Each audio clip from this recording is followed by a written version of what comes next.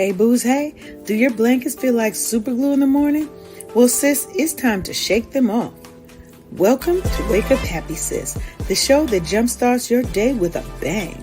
We're strolling down these self-care streets as we navigate the maze of wellness and healing. We're helping you live happy, healed, and whole. And we do it all with a hearty dose of belly laughs for good measure. Stay tuned and get ready to wake up happy, sis. Hey, booze, hey. It's your Chief Self-Love Officer, LeAnne Dolce, and I'm beyond excited to welcome you to another awesome and exciting episode of Wake Up Happy Sis. We're broadcasting live on KCCR The Brownstone and the Brownstone Podcast Network, where we're changing the narrative for our Black and brown people because we're always telling our stories our way. Today, we're diving deep into a celebration of Black-owned happiness as we honor National Black Business Month. Get ready to be inspired, uplifted, and motivated as we're showcasing two phenomenal Black business owners, myself and Sharonda.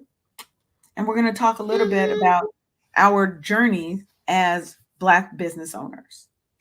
So, at Wake Up Happy Sis, we're all about empowering and uplifting Black women to prioritize self-care and wellness.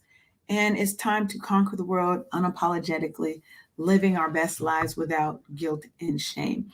And to me, that's a major part also of being a Black business owner, is having to get past all your own crap so that you can be there to show up for your employees, to show up for your customers and clients, and to show up for yourself and your business. You know, we don't have paid vacations and holidays and, all of that. A lot of times when we don't work, we don't eat.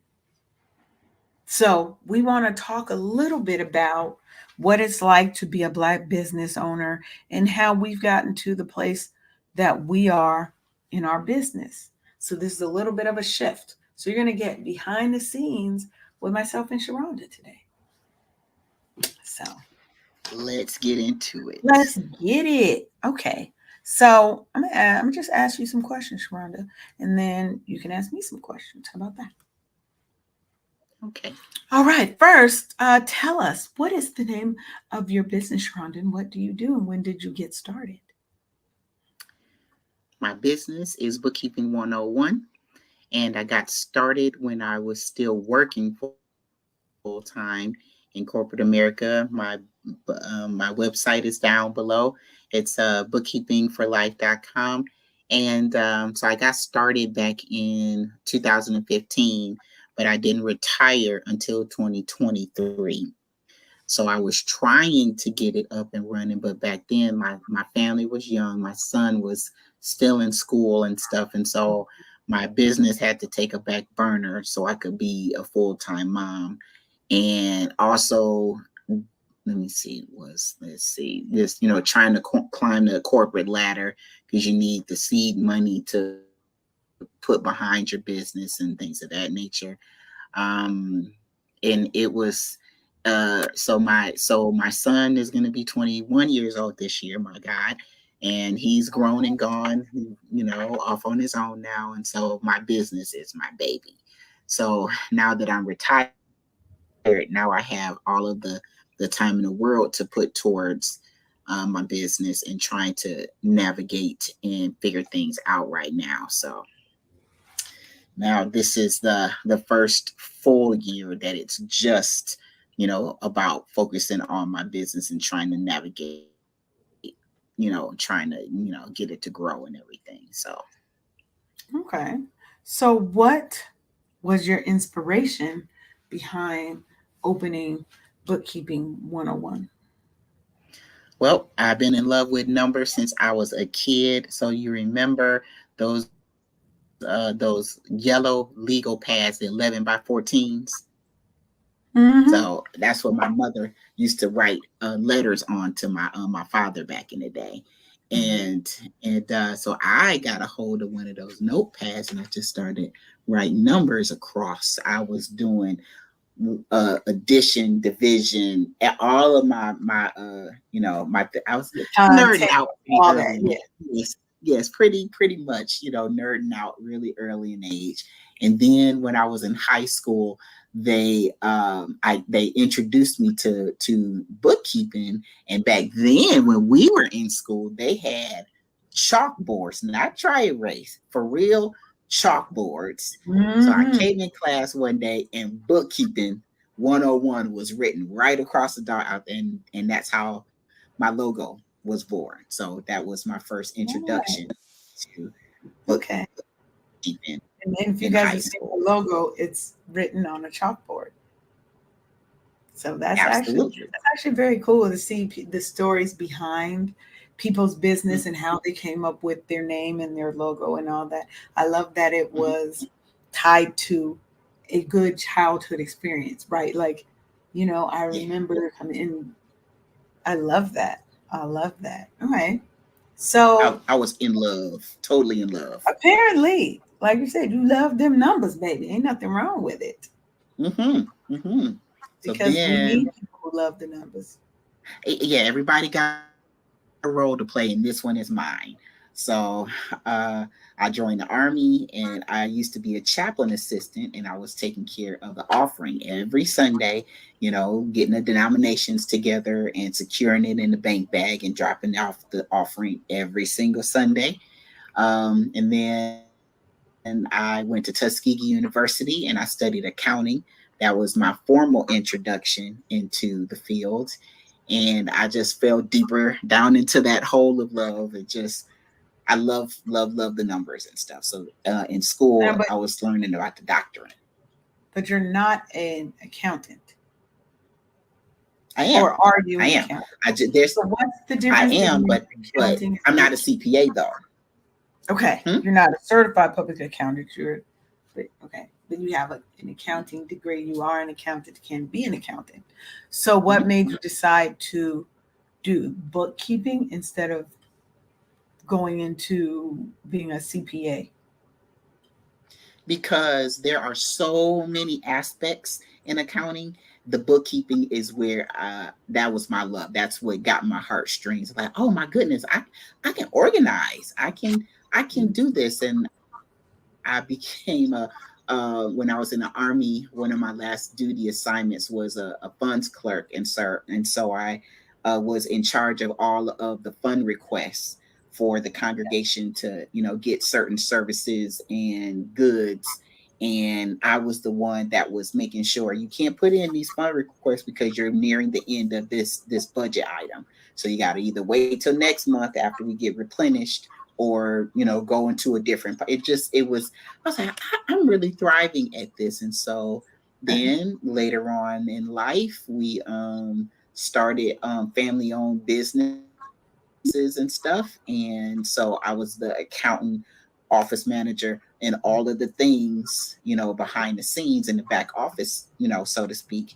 And I was like, huh. This thing, it makes me happy. I need to do something with this. And Mm. also along the lines, I'm still working, so I stayed close to my field. And so because of my background, it was easy for me to go into the accountancy fields and stuff. So with our family owned businesses, that was my part to play, was the bookkeeping part. And then later on, I became a treasurer for nonprofits that Okay. matter to me. And so I'm a treasurer too. And so it's just my Staying with the life's money. work. Right. That, Staying with yeah, the money. I'm You handling the money. stayed with the money. Absolutely. Okay. So let's talk a little bit about your approach to wellness and self care while trying to balance the demands of a family, a business, other, business ventures you may have with family members or whatever, you know, and still trying to take time to take care of Sharonda. So, how do you do that? Well, I was on the bottom of that laundry list that you just gave me, and I didn't um, know the importance of actually giving myself permission to, put myself higher on that laundry list so I can take care of everything after me. So if I'm taking care of everything before me, when it comes time to do for myself, I didn't see the importance of having another me do for me like I'm doing for everybody else and everything Mhm. else and stuff. So I think that's a good point is what people don't get is they don't have a them. When you are the one who takes care of everybody else, there is no you to take care of you. You have to make sure that you're putting an emphasis on your own self care and your own wellness because we're usually absolutely. giving out of our cup. We done scraped the cup is bone dry, and we still trying to give. And I Girl, tell people all the time, you're supposed to give out of the abundance. You're supposed to give out of the overflow. What's in the absolutely. saucer is for everybody else. What's in the cup is for you. Absolutely. I didn't, I took that whole part for granted. And I actually would have actually would have kept working till the age of 57. I'm 51 now, but I had to choose myself and I retired early because of the mental strain, like literally the mental strain is what it was a blessing and not so much at the same time because it helped me to retire early so I can take care of myself. And so my son is figuring things out and adulting and doing those things. And Mm-hmm. so it's my husband and I, and so our businesses are our babies. So now we can, you know, put that same energy that we put into Yeah. being a full-time employee for somebody else, or being a full-time parent or a full-time caregiver, and all of the things that came before me. And Mm-hmm. so my mom is no longer suffering and no longer with us. And so she is in a better place right now. And because that's hard work. If you're trying to work full time, if you're trying to take care of your family and you have a family member, is so now I'm just trying to learn about me now and learning to put that finding that same level of energy to put into my business. So Right. No, I love that. So, final question. What advice do you have for aspiring Black women entrepreneurs that are looking to create their path to success? Because success looks different for everybody. absolutely, I would say to trust yourself. I would say that you're already great as you are working for somebody else. I want you to wonder, what would that be like if I put that same energy into running my own business? Mhm. And you would definitely surprise yourself, like, oh my goodness. So they are perfect technicians, but running your business, you have to take the technician hat and put it to, well, you still, because in the beginning it's going to be wearing all of the hats and stuff. And so you have to know that because you're a great technician working for other people, you can be a CEO and run your own business and kill what you eat instead of getting a portion of what you killed for working for somebody else. That's right. You only getting the tail and they Hmm. getting the whole rest of the body. I said you end up getting the tail when you work for somebody else versus I get the whole animal. I done killed it Absolutely. down and whatever. I get all the harvest. No, I love Absolutely. that. So I love that. So, do you have any final words or do you have any specials or anything coming up that you would like to share with the world? No, just cooking up something. But so that's the thing. I did take a marketing class back in the day, back in school and undergrad and all that kind of stuff. But that's not where my expertise lies. Hmm. So I've had to shift within the last year because I was pouring all of these resources into Meta, but I did not have not one end in a contract or continuous bookkeeping. So I had to shift from that. So I had a VA that was creating this awesome content, but in the metaverse, everybody, had great reactions to it. Oh, we love your content, blah, blah, Right. blah. How do we But convert? you're not my customer. You're somebody in my industry. So trying to so I had to make the decision to switch from Meta to Google. And so just, trying out, things that work, because you said earlier, LeAnne, that not all pathways to success look the same for everybody else in a sense, so you gotta, probe the perimeter and see, where you can get in and fit in and just, exploit when you get into that perimeter and get all of your business so you can thrive. So No, awesome. That is perfect. So, if you would like to get in touch with Sharonda, make sure you head on over to bookkeepingforlife.com or look her up at Bookkeeping 101 LLC on social media platforms and go get them books done, baby. Get them you books have done. to, you have to. Get it together. So, we're going to take a quick commercial break and then Sharonda is going to interview me. And you can learn all Yes, about LeAnne Dolce and Wake Up Happy Sis. So, we're going to have a word from our sponsors. Ready to swap your daily grind for some ocean waves and sunshine? Then join Brownstone Worldwide for the ultimate neighbors retreat aboard Celebrity Cruises. From July 21st through the 27th of 2024, get ready to make waves and unforgettable memories. Our all-inclusive package features plush rooms, drinks on us, complimentary Wi-Fi, and yes, even tips are taken care of.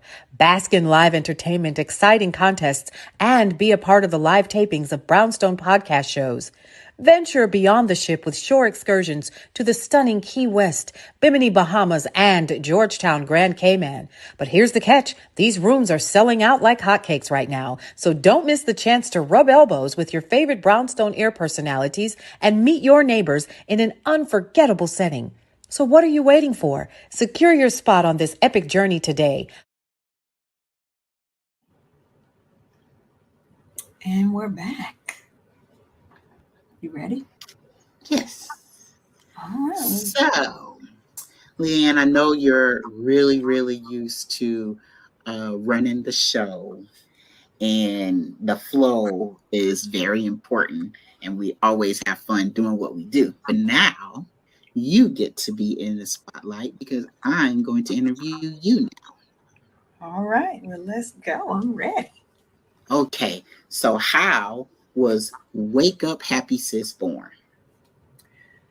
Wake Up Happy Sis is the byproduct of, I think, a culmination of all my other businesses that I've had. Um, so when I started, I kind of have to give a little bit of backstory about how I Please got to do. where I am now. So when I started, I was morbidly obese. Now I'm still a big girl. I'm just not as big as I was. I was almost 300 pounds. I was very unhappy. I was unhealthy, but I was trying to just fake it till I made it for my kids. I worked two jobs. I was in school, had kids, doing all this by myself. And it just wasn't healthy, right? I was a fake it till you make it kind of gal. I can sleep when I'm dead. And I was killing myself. And I started my natural hair journey, and there was nothing out there for Black girls with natural hair back in the day. So I started my first business, Natural Roots magazine. Um, and that was my foray into lifestyle and wellness for Black women through looking at the lens of our natural hair and our wellness. I didn't know that's what I was doing at the time, but it was like my first foray into wellness. I When then was opened, this? that was in 2005. So I started Natural Roots in 2005. It was the first and the largest um, Black owned natural hair and lifestyle magazine that was specifically targeted towards natural hair women. I was big on the natural hair scene. I mean, we travel into shows. I was in the thick of all of it. And then I started making products. I had a friend, Santion, who taught me how to make products. Um, and she just sparked that curiosity and that love in me. Um, And that was how I started working in the women's wellness space specifically. And that to me was nice, but it wasn't getting to the crux of the problem for Black women. And I realized that a lot of it was based in trauma. I was trying to give people experiences through my products, but it felt like it was missing a dimension. And that dimension was self-care and wellness. And that's where Wake Up Happy Sis came from. It really was born out of a conversation with my mentor, who was like, tell me about your business, when I first started working with him. And he was like, I was like, blah, blah, blah. And I was like, ultimately, I think that all of us just want to wake up happy. And he was like, that's your movement. And it literally is, because that one phrase resonates so much with Black women, white women, people all around the world. They resonate with that statement. So that's how we started. And so this is the newest addition to my businesses, to my business. I'm what they call multi-passionate. I like that. That's today's vocabulary word. Yes, multi-passionate means I like to do a lot of things. Passionately, huh? Exactly. Okay. Okay. So when did you go full time hard for yourself? Meaning you started when you had young kids and a couple of jobs and all of this. When did you go hard for yourself? So that's a bit of a mixed bag question, I think, because the last 16 years I've predominantly been an entrepreneur, Mm-hmm. subcontracting through other people's business, but in the IT space. Mm-hmm. Um, so I've technically been a business owner for the last 16 years, Mm-hmm. but my businesses were always on the back burner because I was so heavily invested in helping my clients run their businesses, right? Um, Mm-hmm.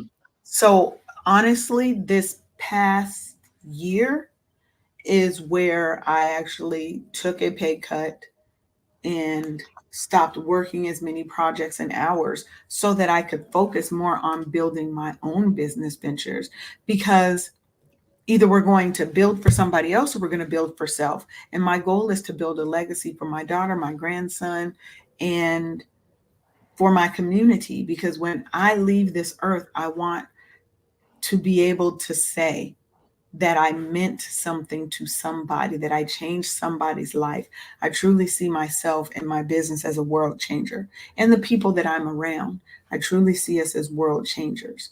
And that's why I think the Lord put me here, to do that. And so I had to really decide, was I going to continue to build everybody else's businesses, or Mm-hmm. was I going to take a chance on me? And over the last year or so full time, that's what I've been doing, is more taking a chance on me. IT work will always come. I still have that business. I still do that business. I just do it on a lot smaller scale. Mm-hmm. I like that. So you're still passionate about the IT, but you have lowered the amount of time you give to it so you can focus more on your businesses Yes, because versus there's, being a contractor. yeah. So, I mean, yeah, because I'm still a contractor. I don't have a boss, right? I don't Mm, work for anybody. I work with companies. And so I still mm, work on projects and I still give them dedicated time in my agenda. But I had to step back and I don't work full time so that I can have the time to focus on the wellness business. And I've cut other businesses out. I had also had a printing company called Bespoke Custom Creations, and I totally cut that out. And now I just print the products that I sell. I don't print for other people generally. Certain few okay. customers I do still print for, but by and large, I don't print for other people anymore. Okay. How do you practice self care in your daily life? I love that question. That's like my favorite question in the world.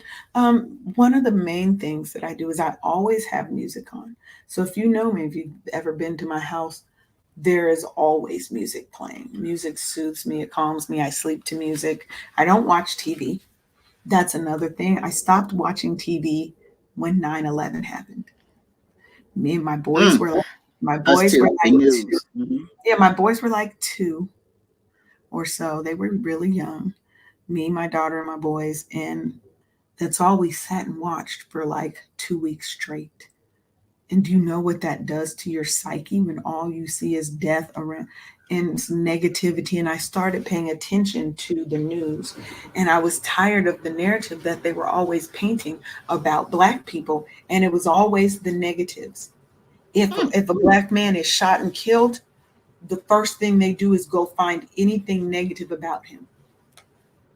Well, he got pulled over for jaywalking, and this is the picture they want to show is a mugshot versus when it's a white man who did the killing. They find the nicest, most respectful picture of him looking like a deacon in the church.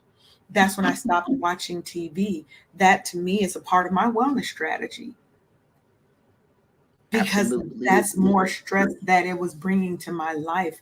I was so stressed and hurt by the things that I saw on the news. I had to stop watching it. I also go out and take my dog on walks and we play throughout the day so I can just get in the sun. And sometimes I take my shoes off and I ground so I can be in contact with the earth.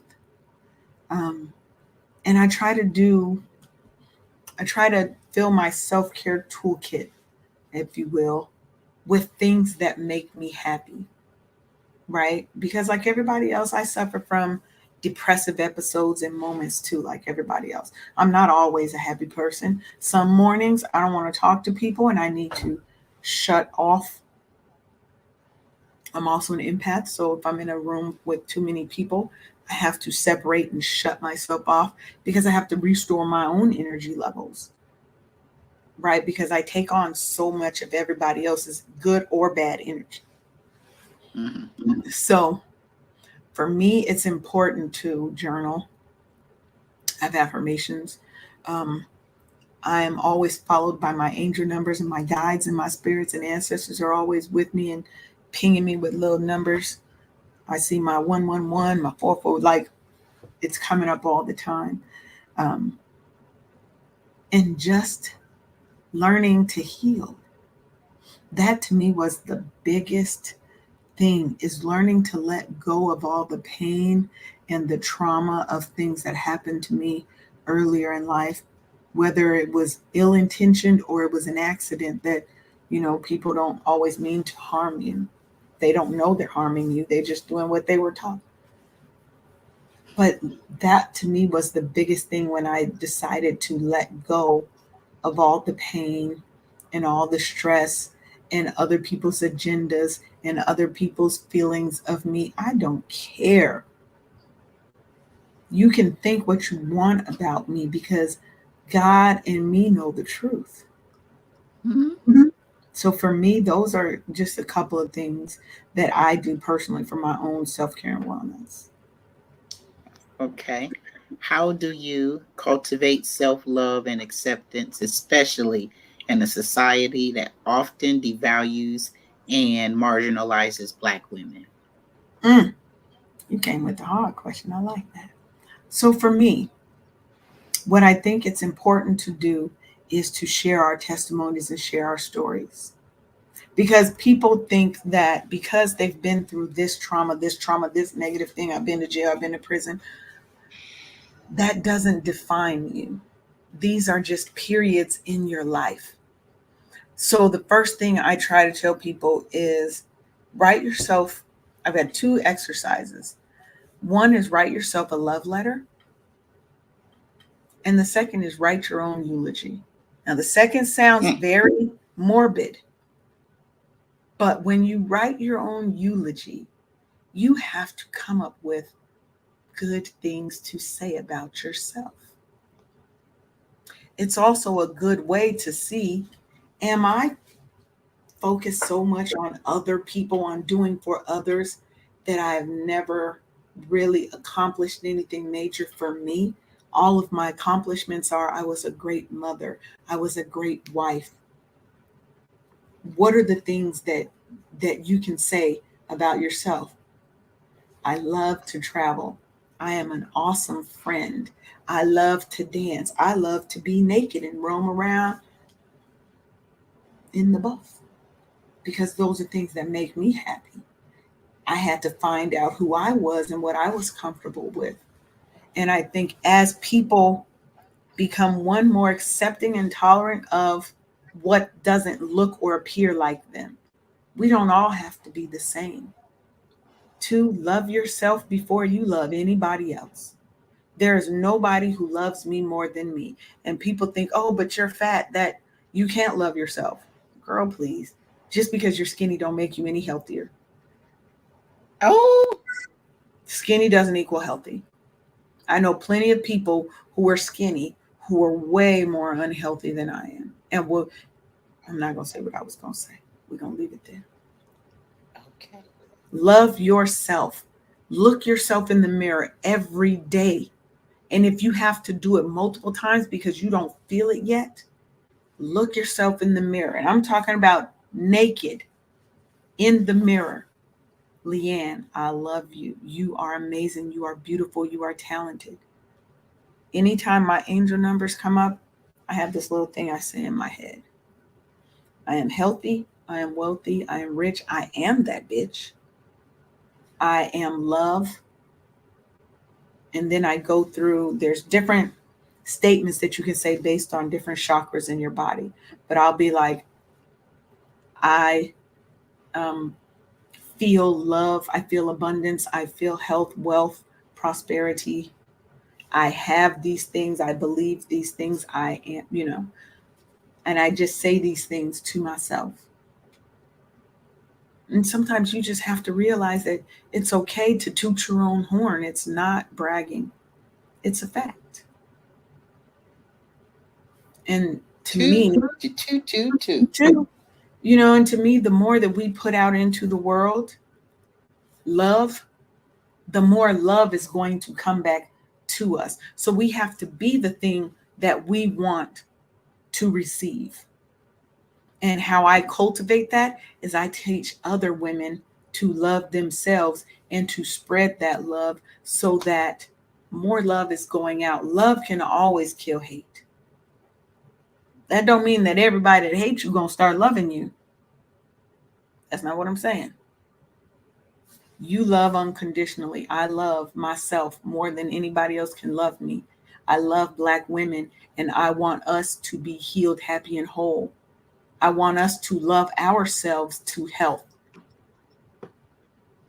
to healing, to prosperity, to fulfillment. And I think that's how I do it to the world. Do it to the world.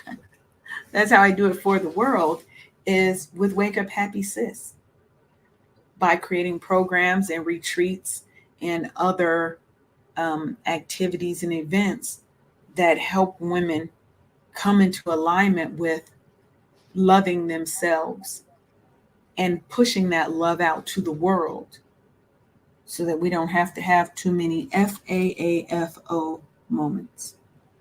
You remember what that is? That would be nice. Mm-hmm. So That was awesome and very insightful for our host to share. Yes. And if you would like to connect with me, you can head on over to wakeuphappysis.com and you can join on our mailing list. You can check out the kind of services and offerings. I do have my next quarter's resilience reset is going to go up tomorrow. So we'll have a link for that and it'll be updated and going up tomorrow so that you can get in on a 3-hour work session that's going to help you build your self-love muscle and build that resilience. So I'll put the link up there. Boom. So that link will be updated tomorrow with the new dates. That was awesome. Yes. And I think that brings us to the end of our show. Now it's time to say goodbye to all our family. I used to love that. All right, everybody. Mm-hmm. Today has been a good show. Our goal is to bring on a few more throughout the month of August, is to bring on a few more Black businesses so that you can learn about some more amazing and awesome businesses. So you'll want to stay tuned on Thursdays because that's when those interviews will go live and you can meet some of our fabulous Black business owner friends because we are very well connected in these streets. So, y'all have a good day. Absolutely. Remember, have the day that you want to have because you get to choose. With that,